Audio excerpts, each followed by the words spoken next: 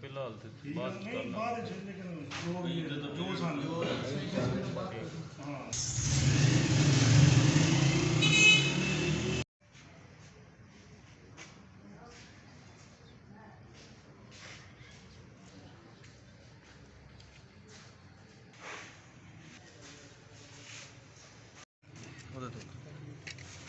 बड़े होके क्या बनना है? क्या बनना है? फौजी बनना है।